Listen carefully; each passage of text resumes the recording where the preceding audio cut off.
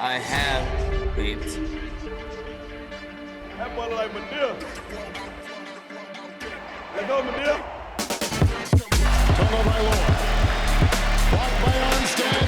Two into the end zone. Caught for the touchdown! Caught for the touchdown! Waddle! Miami has taken the lead! That's what the I do! It's your two favorite degenerates back with another Day One Dolphins podcast, once again hosted by your boy Ouch. Follow me on Twitter at YFinsYY. Here with me is my fellow lifelong Miami Dolphins fan, Chief Sut. Please throw him a follow on Twitter at Chief Sut. Follow our podcast Twitter at Day One Dolphins. Stay up to date. Let's get down to it. Hello, Sut. What's going on, man? Not much, Ouch. I'm feeling a little spooky right now. It is scary. It is a scary time of year. Yeah. I know you're probably looking at what I'm looking at with this. It's basically just a who's who every single week on our injury report. Oh, you're talking about that CVS receipt? Dude, do you think there's something that our strength and conditioning staff or our medical staff is to blame, or is it still your practice habits theory similar to the Niners and everything else? Yeah. That's the only thing I can even, and I don't want to put it on that, but that's the only, we're over here scraping our brain for some type of logic, but, you know, the fact that they practice 7-on-7 and 11-on-11s more than any other team, aside from the Niners and a few others, that's the only thing I can think of, man. Yeah. So, on that, David Long was he concussed in that game, or did he hurt his knee? So, Javon Holland and David Long run almost directly into one another trying to tackle someone, and looked like it was David Long's fault, if I had to be honest. Mm-hmm. David Long's the one that gets pulled out for a concussion check. Javon Holland does not. He's just like shaken up. David Long ends up being cleared to go back to the game, but the game was already pretty much almost over, so there was no point. So he didn't return, but he was cleared to return and wanted to return. Then, ironically enough, Javon Holland reports concussion symptoms to the team neurologist the following day, and he was the one that wasn't pulled out of the game for a concussion. So the fact that, it's a practice, we saw Javon Holland on the field in a red jersey, which means he's cleared so many steps in concussion protocol to where there's a chance he plays. But, this whole team might be affected by the Tua concussion thing and like how they approach it, even personally, just seeing it firsthand, how bad and what an uproar and how dangerous and how serious it's been made out to be, especially in Miami, given what happened. And maybe kind of the same thing with Jalen Waddle. You see, they didn't even really rush him back to try and play that game. Nah, I get it. And I don't want to get too far ahead on this injury report, but it's just kind of the biggest thing in our face right now. That game that we just played was pretty annoying. If I want to talk about a positive, it would still be David Long, who I was just checking in on. I feel like after the game he played and like the numbers he put up in technically a limited amount of time, he seems like one of my favorite offseason additions was when it comes to linebacker, at least. Mm-hmm. We didn't really have a whole bunch this year. Jalen obviously, but I'm really becoming a hardcore David Long truther. He's legit. Hey man, he had a couple highlight plays, probably best game of his career as a Dolphin. Bradley Chubb's game was up there too, but I'm not going to talk about the positives. And before I can even get into the game at all and try to be like a breakdown, like we can't even overlook the fact that this was the worst officiated game probably I've ever seen. And I'm not just talking about Dolphins game. You see a game happen like the Saints-Vikings game where it was like one really bad call that was like a deciding factor, and you see people harp on it forever, or the call that Patrick Mahomes got in that last drive in the Super Bowl last year versus the Eagles, and like they seem really impactful. There was like five or six of those really, really impactful no calls or calls in a row during this game. it was so bad that you expected them to do their usual little, makeup calls that we might not even deserve just because it was that egregiously lopsided, and they just didn't. And every single football, sports outlet, media platform, whatever, are all saying the same thing. I mean, Patriots fans, Mike Florio, everybody's saying the same thing. Everyone except for that idiot Skip Bayless. But okay. if you watch the game, there was 2 offsetting penalties the entire time. So the Eagles did get 2 flags thrown on them, but both times they called a penalty on the Dolphins, so it didn't matter. So they didn't stay. One of them I could have seen being whatever, but the other one was like this. What's their defensive tackle's name? Jalen. The rookie kid. Jalen Carter. Yeah, Jalen Carter even had to address how bad he flopped. Like, he's just smacking one of our offensive linemen in the face over and over and over. I think it was Austin Jackson in the face over and over again, and it should have been a penalty. And then Austin Jackson just shoves him out of the way so he can get by and disengage with the nonsense that's happening, and they throw offsetting penalties. So that was infuriating to see. The one flag that Philly would have got was like a fight that they were like, well, you let him hit you, so you get the penalty too. So dumb. As far as why people are crying about this, it's not just a bunch of bad calls that were missed. They were super impactful, the where and when it happened. That Waddle touchdown earlier in the game that was called back for a hold, that was nowhere near the caliber of hold the Eagles committed the entire game. We don't expect the referees to be perfect, but you do expect them to be some type of consistent with what they're looking for. So if I expect you to call nonsense holds on us, I want a couple nonsense holds that happen on every play of every game on them, let alone some of the replays you're seeing go around on the internet where it's choke holds left and right, and those are the reasons the plays took even happened to begin with. But Waddle touchdown gets turned to 3 points. There's a big third down that we convert, 3rd and 10 we convert, that they pull back because of a holding call on Julian Hill, which was horrendous. Referees are so close. It's crazy how close they are.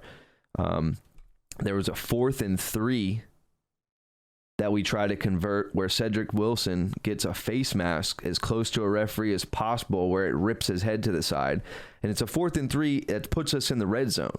You know what I mean? So these are very, very, very pivotal moments in the game. This wasn't just regular little penalties here and there that each team gets. This is every time the game was on the line and the offense was asked to convert against all odds, they did, and then it got removed with a penalty. There were a couple other things that I'd say if we move on away from the penalties, except for even despite all the penalties, still 4th quarter, 1-score game. Tua puts a ball that looks underthrown, but anybody else I see that underthrows a ball in the end zone ends up getting a pass interference. Raheem Mostert has both hands pinned behind his back by 2 separate defenders, and it gets picked, and they let it ride. So another scoring red zone attempt gets overlooked, and it's just, we're talking turning 21 points into 3 or 6 points based on just the ones that I've named. So the game was a lot closer than it shows by the touchdown scored. No, absolutely, bro. Wait, what? Oh, so that's not even counting the Tyreek Hill drops a walk-in touchdown. Yeah, when I'm watching it live, I'm like, all right, so this is the kind of play where everyone gets really excited if you're an Eagles fan, because it's like, oh, there's an interception, but oh, no way, it's not going to count. Look, they were holding him, they were pushing him back. It's chill. This one's coming back.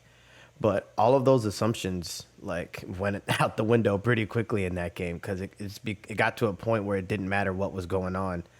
And I don't know, I was kind of listening to the commentators a little bit, but it got to a point where I was just louder than them, and I was louder than the game sounds.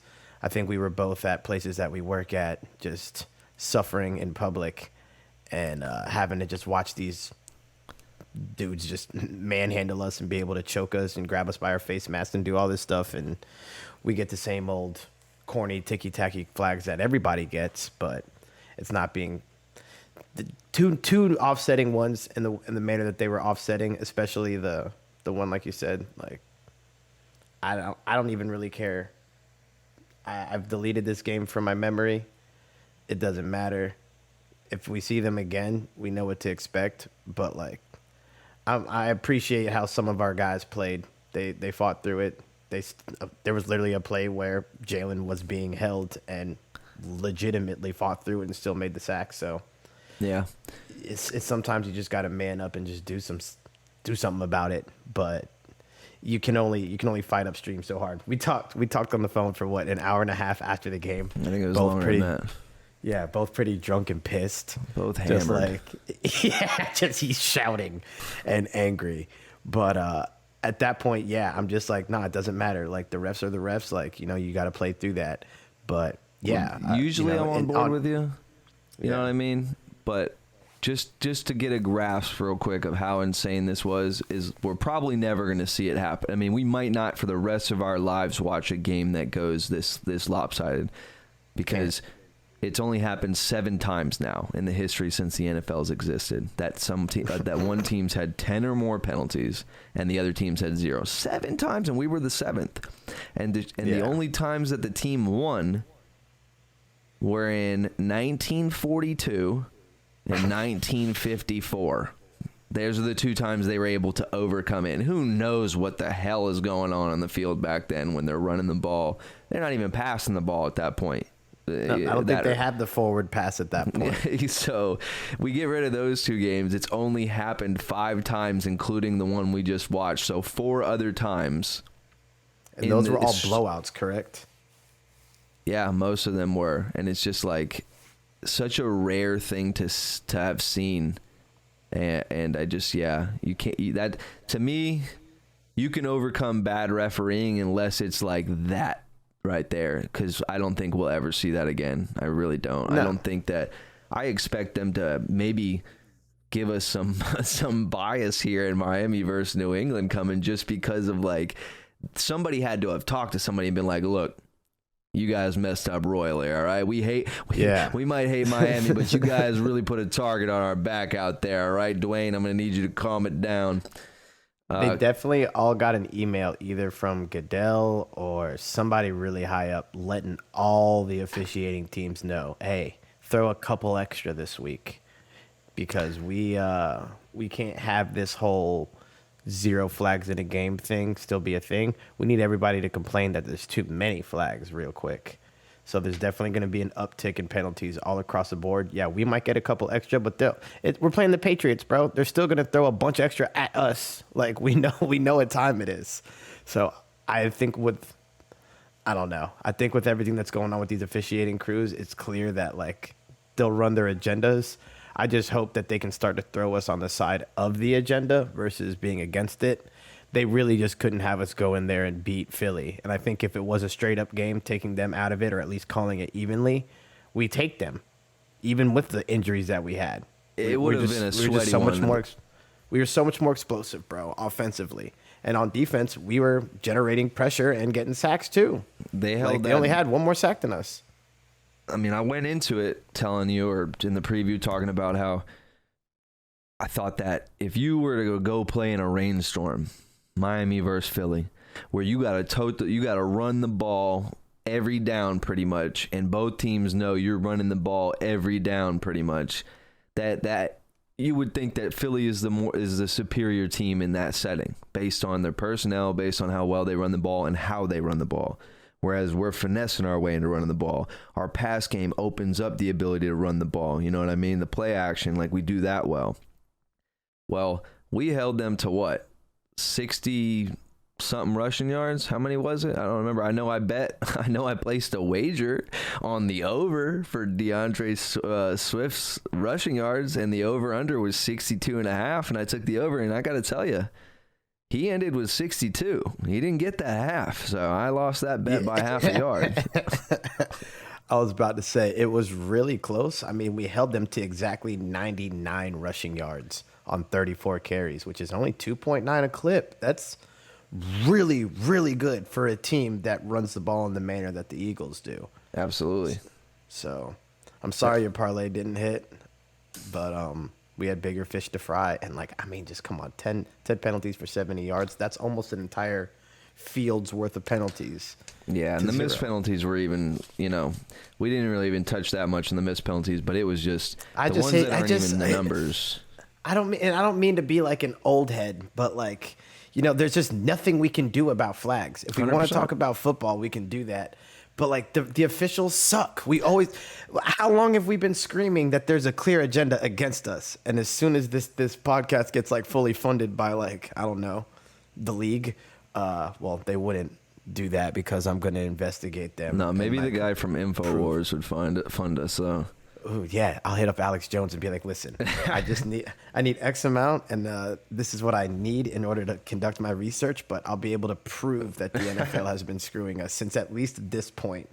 I might be able to go back further once I finish the scouting class I'm taking with my podcast partner, but we'll see what happens.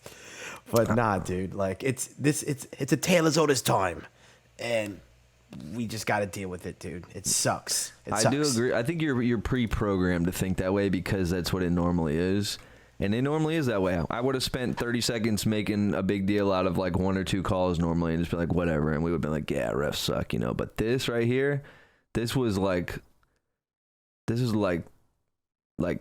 some superhero type of bias or something. This was like the Infinity Stones had all been collected by this one referee who, mind you, allegedly had been fined for unethical refereeing in the ACC game or in the Clemson.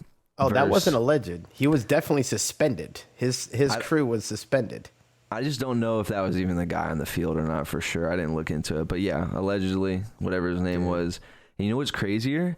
Christian Wilkins suffers being the most penalized team in both of those games. He was on the field for the Clemson Tigers game, and that was the most that the Tigers had ever been penalized in team history.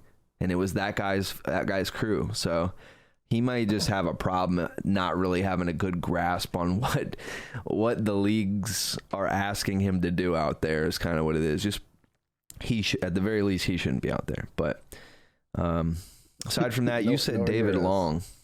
David Long did have a killer game, but there's another guy I wanted to throw out there. Aside from David Long, I mean, Jerome Baker, just the linebackers in general, this was like their best game. And that attributes to the run stop or the amount of yards that they were held to in the run game. But Cedric Wilson, what happened? Some receivers went down, and what happened? We've been saying. I mean, there's naysayers. There's people out there that don't want to admit the truth, but like, if we want to be honest, that face mask happens because Cedric Wilson kicked that dude's rear end on that route, and he had to lean back and try to grab something. He grabbed his face mask, even though they didn't call it. Said he was cooking, and he's a very solid receiver, man. Like, he can just step up, he can do it. He obviously knows the offense. He's down to block. Big body, he's pretty fast. Let's ride. He had a couple big time catches. There was the one where he had that like third down in route, like 20, 25 yards down the field, where he like goes up and gets his feet in bounds, like big boy stuff. Yeah, man, this ain't just like any guy on your, Barrios. I ain't throwing that to Barrios. Yeah, unless I'm throwing it really low and I can squeeze it over someone. That way he can drop it and catch it. But like, that was like said he will. Said he will. I'm putting that thing up. Come on, dog. And you have to have it right there. And you know what else? Anytime you see a trade package where somebody wants the Dolphins to trade for him, it's Cedric Wilson's name is attached to the deal. Everybody just wants him gone. Well, when everybody ends up on IR and you're running out of names that people even recognize in your receiver core, and a dude named Cedric Wilson who's been on the team quietly, wishes he could get more touches, goes out there and delivers for you on two extremely important third down plays, I'm just going to say, like I did in the past, we are happy to have you. We're happy to have you, Seti. Never lost faith. Now, let me ask, what's going on with Eazy-E, in your opinion? You think I think you mentioned the other day, you think he's the victim of the IR situation? I do. I think now that River Craycraft is set to return, Jalen Ramsey is set to return, obviously.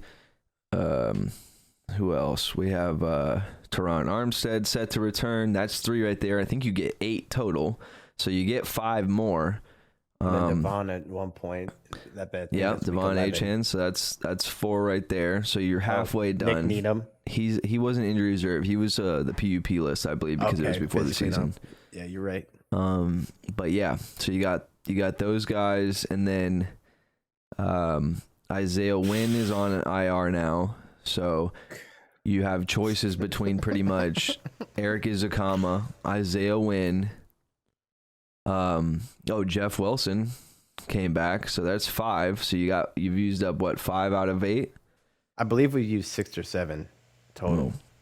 So I'm pretty sure we have one left, and we have to like hold it for later until we hit I guess it would be bye week 14. Well, yeah. At the end of the day, if you can only do so many, I think Eric Izukama is going to suffer now that we have Chase Claypool, and I think that they, with the limited amount of snaps I saw him getting, even though they were impactful, that Chase Claypool is a pretty good candidate for that role, given his size. And I think we might not see him again till next year. But what's interesting is that when that happens, it doesn't count towards like a free agency year. Like you're still, it's the year gets fast forwarded, or like your contract year gets bumped. So maybe it's so many games that you have to have played, but I don't know. But I thought who else? Tua had a good game too, man. I don't care what anybody says. He was slinging that thing, and it was not. He played a fine enough game to win the game, in my opinion. Very comparable to Jalen's stats. If you want to just line it up stat for stat, he had same amount of completions with 1 more attempt, 60 less yards, 1 less touchdown. But I mean, they took the same amount of sacks. What do you want from him, dude? I think we had against one of the best defenses in the league. We converted same amount of third downs. We converted, everything was around the same except for the penalties.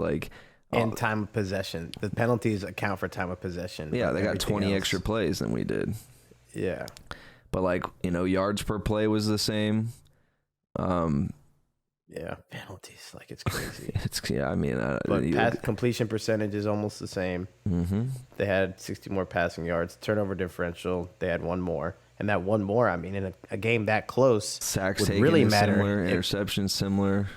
We actually ran the ball better, but on a third of the carries. Mm-hmm. So, but we held them to 99 yards on 34 carries, which is awesome. I know that was 5 brotherly shoves, but that's another thing. I'm not in the group that's you need to get rid of the brotherly shove or you need to get rid of the tush push. But there was one time on the all 22 that I saw where Jalen Hurts is getting picked up by his tight end and one of his offensive linemen from the back of they wear the whole harness, your back brace connects to your chest when you're a quarterback. Some of those dudes wear those. It's not quite a flak jacket, but it's something like that. They get their hands underneath of it and pick him up off the ground, and bro is crowd surfing 5 yards. That is illegal. I was gonna say, isn't that assisting the runner? 100%. That should be illegal. They just never call those, but I think it's relevant more than ever now with them doing this. I'm not gonna complain that our poor defensive linemen have to try and line up off sides just to have a shot at stopping the play, being close enough to the ball, and then you still call that on them. But if he gets lifted off the ground, that should be a flag. If not, I know Jalen Hurts squats 600 pounds and they're all massive. I get it, and I'm not hating on it, but he can't leave the ground like that. That's not fair. But chill, Yeah. But again, zero penalties. Nothing's gonna get called. So there were a couple players I thought were bad.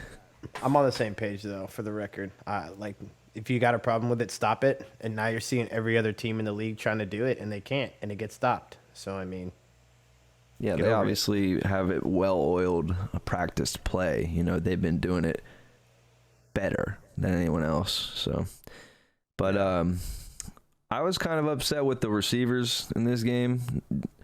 You can only be so upset with somebody like Tyreek Hill that makes your team so good, but he had 2 pretty crazy drops. That touchdown was a walk-in touchdown, and I remember just looking at it and being like, well, that's very, very rare. And then there was another third down drop that he had that was pretty bad. And then on the interception to that Mostert looked like he was the one trying to catch the ball. Like, Waddle was supposed to break in like 5-6 yards short of where Mostert was at to try and create the appropriate spacing of the DBs. But it should have been a flag, but he gets pushed in the back halfway through his route, and it kind of forces him to be way closer to Mostert than he needed to be, and that's the reason that the corner, Darius Slay, was even in position to be able to play both receivers because of that. So, you know, and that's not the only time that we see this. I've seen it with Tyreek, I've seen it with Mostert a couple times, and I've seen it with Waddle a couple times. They have a lot of choice routes that they have to make the decision based on what the safety is doing, and they choose wrong. And Tua's doing what he's supposed to do, and the receivers choose wrong. And when you're running an offense where you have to anticipate the throw 3 seconds before the receiver gets to his spot, you know, you don't get to make the decision for the receiver whether it works out or not. There's one that he throws the most perfect pass to Cedric Wilson, or maybe it was Waddle, deep by the in the red zone, like on the right side, like a little out, and it barely sails in between the two defenders, and it's like that was a mistake on the spacing of the route. It shouldn't have been that difficult of a throw. That should have been right there, easy for him. Now, luckily, he throws it in there perfectly, but still scary. You know, those will cost you. Those mistakes allow for the defenders to be in position to play balls that they should not have been able to based on the concept. Yeah, that's when a guy gets to cover 2 people at once, and sometimes even 3 people at once. If they're up top and, you know, everybody's running to the same spot, he can just come down and jump a route. And I think it's happened. We've called it out multiple games, but it seems like when they try to do these out corners or some of these double in-breaking routes, both guys just run, and I guess they think they see the same thing, or I don't know what it is that they're trying to do, but the spacing is definitely off. And I think McDaniel should maybe take a little bit off of the freestyling aspect of the offense. I know it's fun, and I know the guys like to do that. You know, go ahead and bomb it to Tyreek when you see press corner, of course. Like, there's no one that can actually press him and run man with him. So if you see that, obviously freestyle it. But when it comes to, like, they're running cover 3 and actual defenses and stuff like that, I don't think we should have our guys just running around, zooming around, and just trusting their quarterback and thinking they're Travis Kelce, because everybody just watches too many things on their phones nowadays. Like, yeah, there was a play that you could see that that Tyreek didn't know the play call, and so he like stops dead tracking his route and then looks and he's like, oh man, I gotta start running this way. So he just breaks in like half of the play calls to tell him to, but it's way late.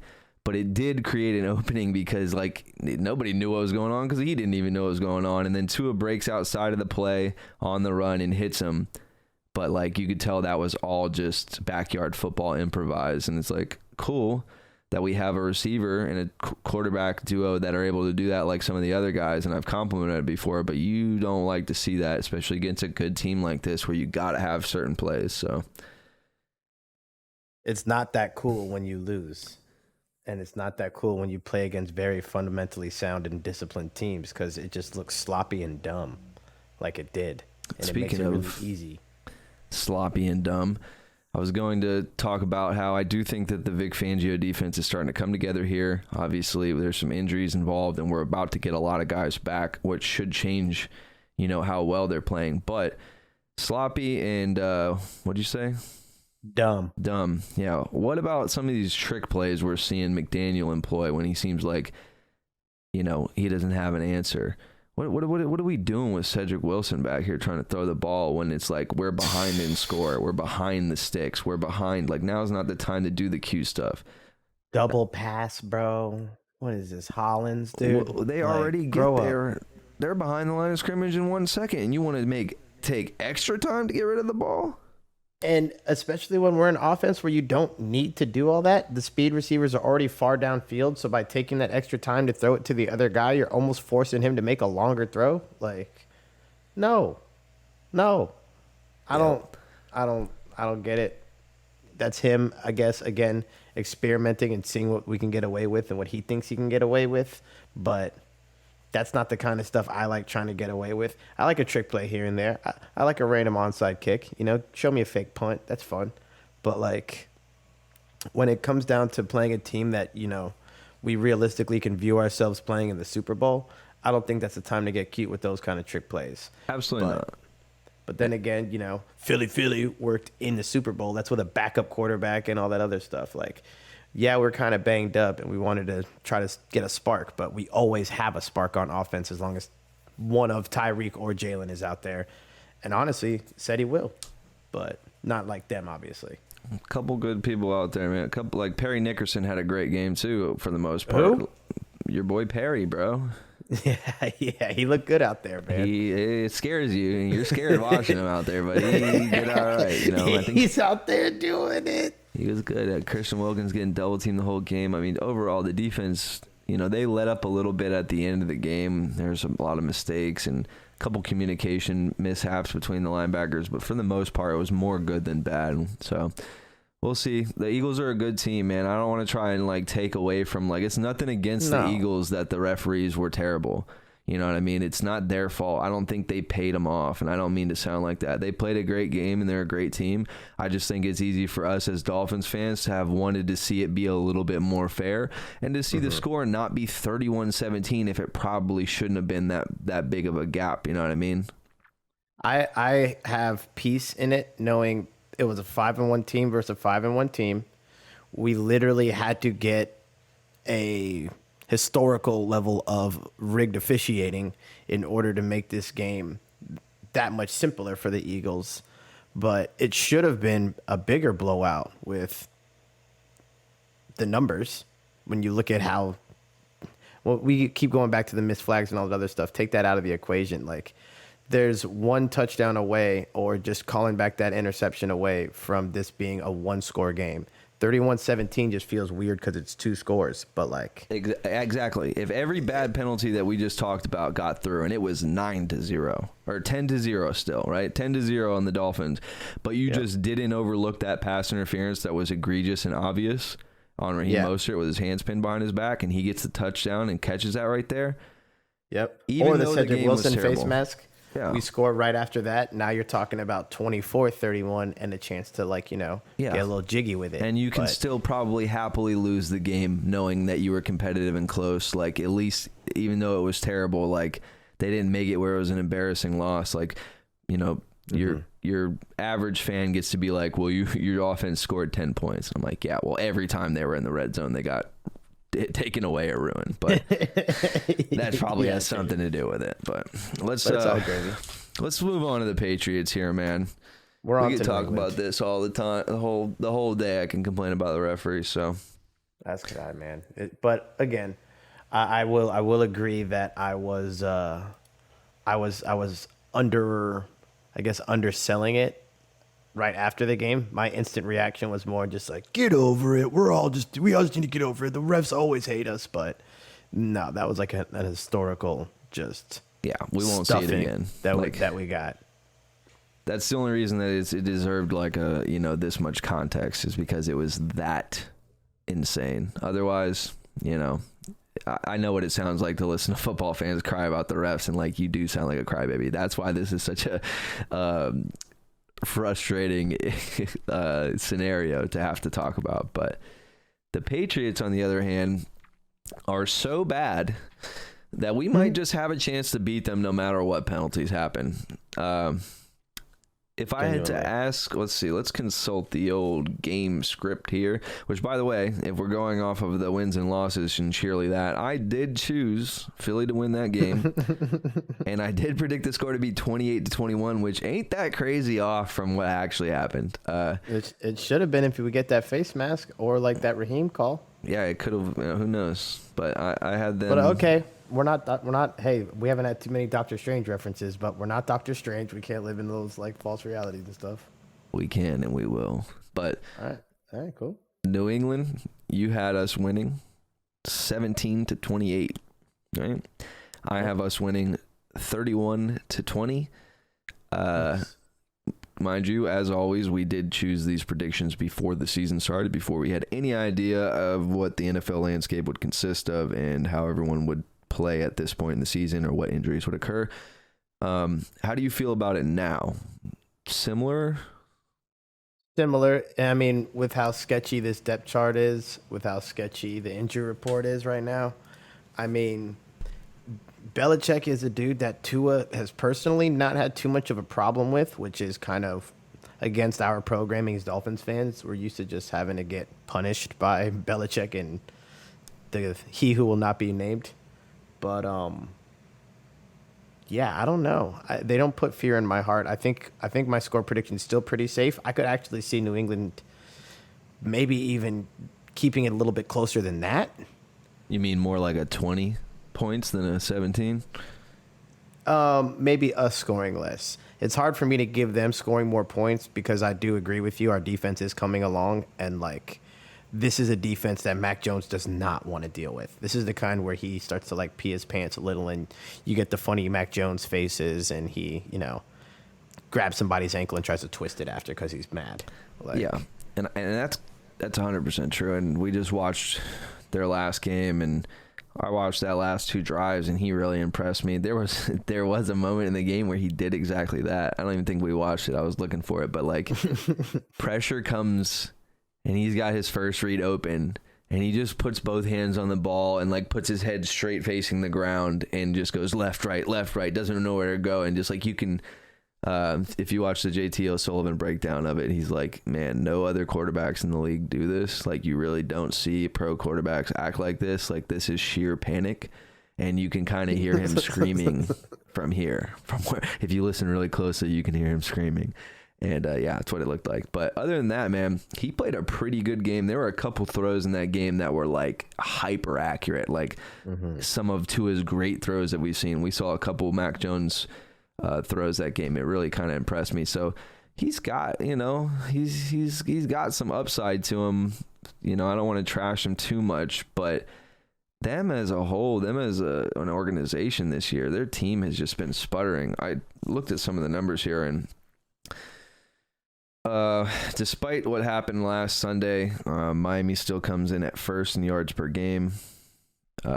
New England would be 25th in yards per game. The difference between the two numbers would be Miami 462 yards per game, insane, and New England 294 yards per game. That's total passing and rushing. So those breakdowns end up being their pass yards account for around 208 yards per game, and their rush yards account for 85 yards on the ground per game, which would put them at 21st in the league passing yards per game, 27th in the league rushing yards per game.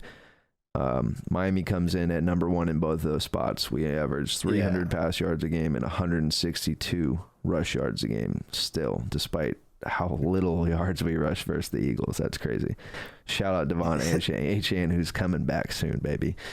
Do you have the yards per carry pulled up there too, on top of how like? I do not. It's not like we're just number one in all these metrics and stuff, but like we're at 6.3 yards per carry, which is just nuts. But that's a full yard higher than the Cardinals. And the Patriots, I think you said they were 21st. They're 21st, and they're averaging 3.5 yards a carry. 21st passing. They're 27th rushing. 27th, yeah. Yeah, with barely even, not even 600 yards. Mm-hmm. That's tough racket, kids. So that gives you a picture of the difference in these offenses. But I will say the defense is a little bit of a different story here. Their defense ranks total overall in yards allowed per game at number 9 in the league. So they crack top 10. We are 20th in the league, but the difference between those two numbers isn't that crazy. It's 311 yards given up per game total versus 345. So, even though it's 9th versus 20th, you can see everyone's defense is pretty closely knitted in there. Those next 11 defenses in between our two teams are obviously between 311 and 345 yards. So that's close to league average, it seems. Rush yards allowed per game. The Patriots are 13th in the league at only allowing 100 yards per game, and we are 19th at only allowing 112. Pass yards per game, pass defense, they rank number 12th in the league.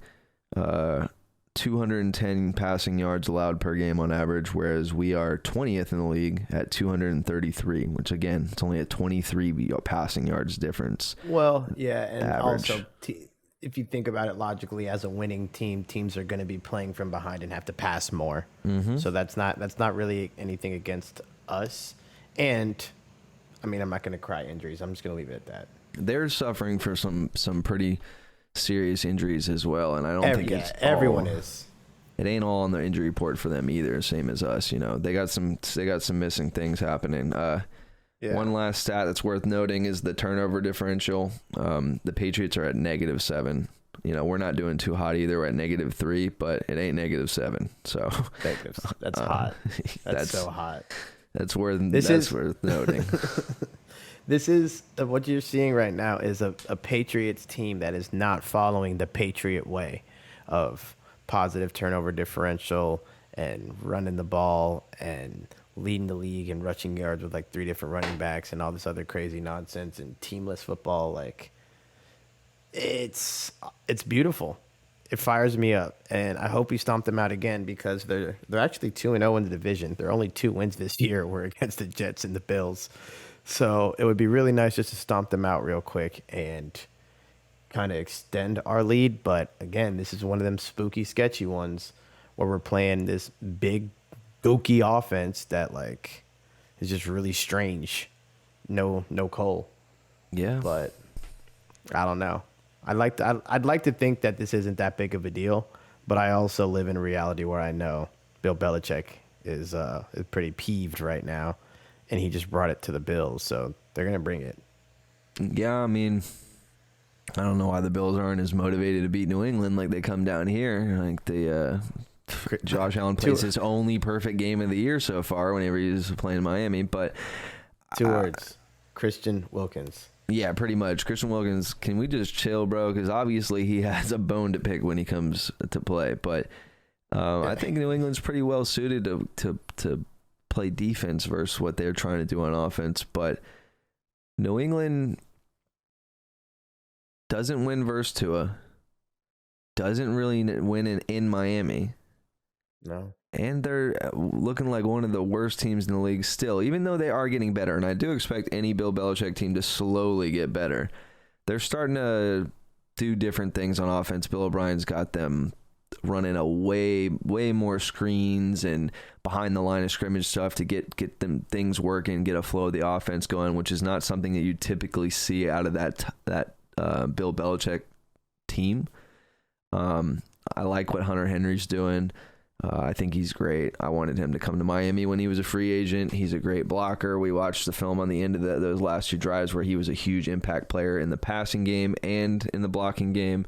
Helped out with Ramondre's big chunks that he got, which 2 of them were from the line of scrimmage, behind the line of scrimmage. So it'll be interesting to see if that's what they try to attack us with. They try to bully us with some of those screen plays. You get their, they got massive receivers, they got big linemen, they got big tight ends, multiple. I think they got like 3 or 4 of them on the roster that they can have out there. The only one of them that's not going to block, Mike Gesicki. Mike Gesicki. AKA Young McGriddles. AKA Mikey McGriddles. AKA the McGritty Monster. Yeah. And just when you thought it couldn't get any worse, Mac Jones was out there kicking his legs around in the end zone for a couple minutes. They need to be stopped. They need just for that Mac Jones little micro clip, they need to get 40 hung on them. I'm not gonna walk out here talking about hanging 40 on Belichick because Tyreek really doesn't even produce against the Patriots in the few times that he's seen him. It's a Tua thing. So if it's me just trusting Tua, I'm trusting Tua. It's no question. This is a pro Tua podcast. It always has been, always will be.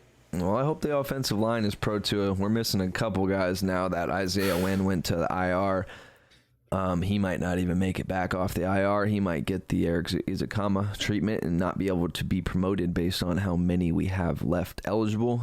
And well, we could still cut someone and let him get their roster spot, correct? I don't know. I think it has more to do with the manipulation of the injury reserved list so that you're not able to manipulate your roster throughout the year by getting more players to play for your team with less commitment. I think it's similar to the reason you're not allowed to promote practice squad players more than 4 times because they want a tough 53. You know, they want everyone to, it's a game of attrition. You know, they want to, that's what it's supposed to be. But I would cut Tyler Croft right now. I mean, yeah, if it worked like that, possibly. I mean, he is ahead of Julian Hill in the depth chart, so I don't know. Maybe they know something we don't.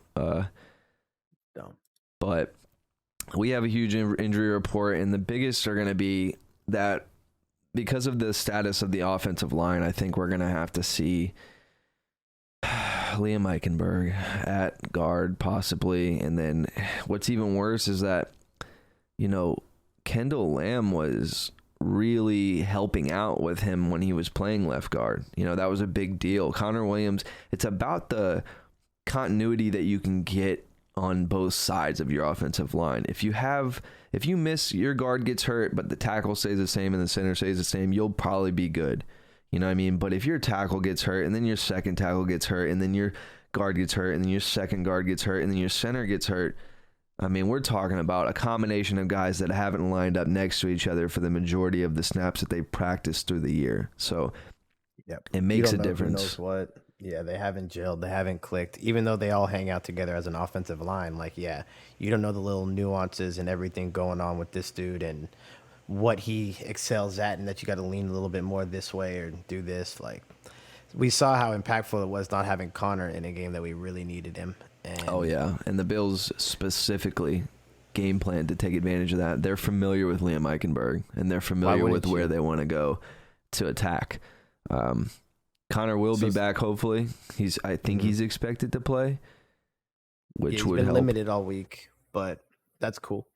As long as he's good to go. I don't care if he doesn't practice the entire time and just jumps right in. I mean, low-key, you get one or the other with them. If you get Connor, you're going to get bad snaps but great blocking. You put Liam in there, the snaps looked better, and the blocking was so bad that it made me want to cut my head off. Yeah, basically. Pick your poison, essentially. Well, if on that same one, that's a major injury that we're hoping to get back. It's sounding like Javon's not going to be back. How do you feel about Elijah Campbell getting the start, if that's the start, or more Brandon Jones, or even, dare I say, Jalen Ramsey? Yeah, I was going to say there's a couple other sneaky options you might see before you see Brandon Jones or Elijah Campbell. Elijah Campbell, not my favorite to see out there, but good special teamer. Yeah, exactly. Good special teamer. Not excited to see him out there. You know, I think that we've said multiple times, Javon Holland's probably the most important player on defense this year. Looks like it. He is everywhere. Nobody can emulate what he does on the field. That's flat out. Not even half the league has a safety that can do what he's doing. So that hurts, but he was seen wearing a red practice jersey, which means he got through enough of the concussion protocols to have a chance to play this week, which is good. So I don't know. At that position where you're running full speed into everyone all the time, I just don't know if that means you're more inclined to be allowed to play or less because they're being protective. We'll see what happens, but him not being out there, I could see a sneaky play being maybe Ramsey playing safety or something, or Nick Needham, or maybe they run some sort of package where, you know, Needham. Yeah, I mean, I think it's in his wheelhouse. Maybe he's not ready to do so yet, but I do think it's in his wheelhouse to play. They can make it easier on them. You know what I mean? We're just getting one step closer to my Xavier Howard at safety call. One of these days. Sure are. we are getting there. One of these days, dude. You're just going to see him back there. It's going to be like, oh, wow. There it is. I mean, I just miss Rashad Jones sometimes, man. Imagine. Sometimes? Just imagine. But yeah, there's they can attack us. I'm going to say that. New England will be able to attack us in the pass game based on what the injuries are looking like. I just hope that where our strength and healthy players lie, which is the defensive line right now, that they'll be able to make enough of an impact where they don't have enough time to kind of kill us over the top. Yeah, I mean, that'll be the hope, but this isn't really a team that I'm too concerned with killing us over the top. The one guy I would kind of watch, because I saw him starting to get featured when we were watching film, and you're hearing more about him overall, is this Demario Douglas cat. He's pretty fast, pretty shifty, but outside of him, I'm not really too concerned with Kendrick Bourne getting over the top. I don't think I've ever been afraid of Devontae Parker getting over the top of anything. No, yeah. So I think it's more the fact that, like we were saying, they're just a really big and physical team that wants to run at you and hit you really hard in the run game, and then get you to the point that you're kind of off your rocker a bit when it comes to the pass game, and then they'll try to body you in the pass game. They'll push it downfield, but it's not going to be in the manner that we do, obviously, but it's still somewhat downfield with big old Hunter Henry or Kendrick Bourne or one of those big old goofy jits. I'm kind of like, man, just imagine Javon Holland, Xavier Howard, Jalen Ramsey.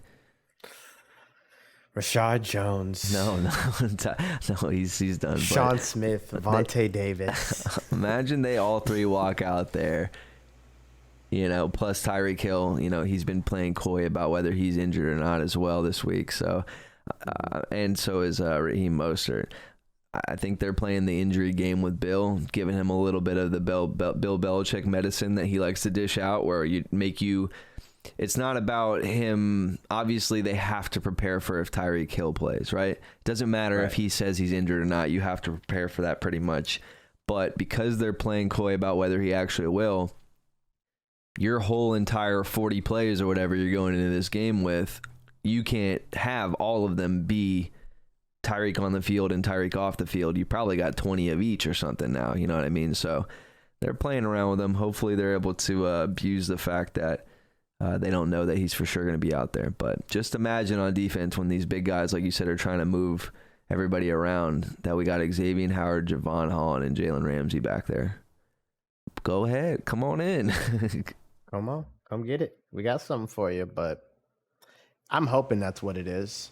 And the fact that Jalen went public and said, I don't know what they're talking about. I'm only playing if I feel great. And then he can just post on Sunday that he feels great and that he's going, But I'm not getting my hopes up. Again, it's Halloween. I saw full moon when I was walking the dog earlier. It's going to get spooky out here. So I hope it gets spooky in our favor.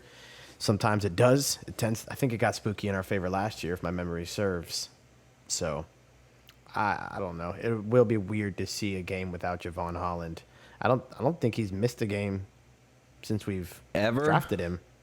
Yeah. Yeah, he is a dog, man. Straight dog, can't lie. But yeah. Some of these picks I looked at: USA Today, Miami, Sporting News, Miami, CBS, Miami, Bleacher Report. Chris Knox, whoever that is, says Patriots are going to win. Thank you for not making it unanimous, Chris Knox. We will pardon you of any slander I have for you today. Pro Football Talk, Mike Florio, Miami, NFL.com, Miami, Chris Sims, Pro Football Talk, Miami. So. Even Chris Sims, they say. Yeah, he hasn't said much. I do kind of want him to tell all the plumbers and electricians on Twitter to shut up. Taysom Hill is obviously more accurate and a better quarterback than Tua. I don't think he's ever addressed that. He said that Taysom Hill. Yes, brother. Yes, he did. Okay. That quote, that how I said it, is very close to how he said it. I believe it. He sucks, and he's just a hater because he couldn't stick with us. ZYX Spider left. 42Y banana. 42Y banana. Yeah, I know it was a tough one, kid. One last thing on our way out of here. The Dolphins have now been selected to be a part of the Hard Knocks in season on HBO. So, obviously, with me paying for HBO Max, aka just Max now, I love this because I get to see my boys in 4K. I get to see the rock and the vibes and everything. But it's always just such a bad omen and just a curse having all that extra stuff just in your way. Any sort of distraction like that when you're trying to really make a run is annoying. And obviously, everybody just watched Patrick on Netflix have just the most perfect run you could have while on Netflix. So, who's to say Tua can't do that right now? And that's part of the narrative with all the players that we have coming back from injury and there is a lot of cool stuff that they have to catch up on, and I think it might be pretty good for the league and the fans of other teams to kind of see us and see that, like, dang, these guys are pretty cool outside of just what we thought we knew. And I'm really hoping, if any positive comes from it, people just start to see Tua the way we see him, even if it's just a little bit. I know that some people might still view him as corny or whatever he's going to do, but it's really hard to argue with the results that he's putting up right now. So I know Xavier Howard freaked out, and I know a lot of them just aren't vibing with it, but I don't know. I don't want to say I'm indifferent because I am excited, but I understand why they are not, you know? I side with them. Even before I read his quotes and how Xavier Howard said it was going to be a distraction and he don't want it. I agree 100%. Get out of here with that. All of a sudden, you mean out of all the teams in the NFL, you chose 2 AFC East teams this year? No, sir. No, sir. And like, I feel exactly how I felt about it when I was excited that the Jets got it because I knew it was going to mess up their season. Like I liked it because of that. I was like, great. Me too. Send them in there. And now we're going to watch the chaos. And now it's like, I'm no, reaping what I sow over here. So no, it's chill. It's chill. It's not going to happen like that with us. It's terrible. We like, man, it's so bad. And I just think that it's totally up to the way they cut the episodes, how they make the players look. And it's going to be totally up to them how they choose to make Tua look and Tyreek look and all that, you know. So they could flip the narrative from they could do a good job and make Tua likable, or they could make him look like a little victim, or they could make him look like he's, you know, just doesn't talk at all. They can make him look like a weirdo. It just, I can tell you one thing they're not going to do. They're not going to make it what can I say that? How do I say it so we don't have to censor it? They're not going to make it where it's just say it, bro. I can censor it. An exciting time where you get to watch Aaron Rodgers and how, let's just say HBO is so excited. Let's say they were so excited that it was hard for them to swallow. And they just made it out Aaron Rodgers to look like the recoming of Jesus Christ, it seemed like in that. So I couldn't even watch all the episodes. It was so bad. But yeah, I don't know. I'm going to go on record and say I hate it. And it'll be cool in retrospect to watch it because it's our team. But other than that, absolutely awful timing. Absolutely bullshit that they picked us. But yeah. Yeah. You know why they picked us. And you said it. You don't even got to say it. I hope it backfires. I hope we turn it around. We turn it up. And I think Tyreek's the kind of guy to spin it like that and try to get everybody excited about it. And we'll lean into it. I think get Tyreek's stupid with it. I think he's the kind of guy that likes the camera too much, and he's a direct candidate to be distracted. That's what I think. And that's why he's running the wrong route sometimes, and he's freestyling things. Because we already I know. like. But hey, it might just turn him up. I think McDaniel's smart enough to also make it work in our favor too, because again, he's a genius. I just trust the process, I trust the system. I know this is annoying, and I know it sucks, but they're gonna make the best of it. We have a really good just group of dudes, aside from them being football players, that I think they understand how dumb this is, and they're gonna thug it out essentially. Well, you have a camera in your face every day at practice, so whatever. But I guess we can wrap it on that. Yep. I'd love to hear what other people think about the Hard Knocks. Maybe throw a question in there and see how these people feel about it, because man. Yep. Thinking it starts directly after the bye week, so we go KC, then bye, and then boom. For the rest of the season, we're on Hard Knocks, so sick, bro. Bang, bang. But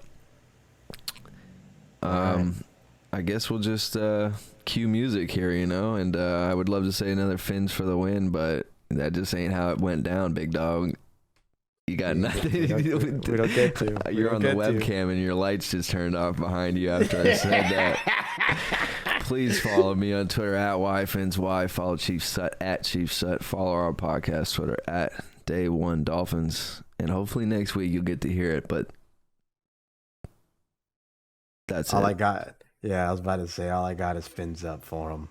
Yeah, if that, man. You know, no, it still fins up, homie. All right, you already know. Yeah.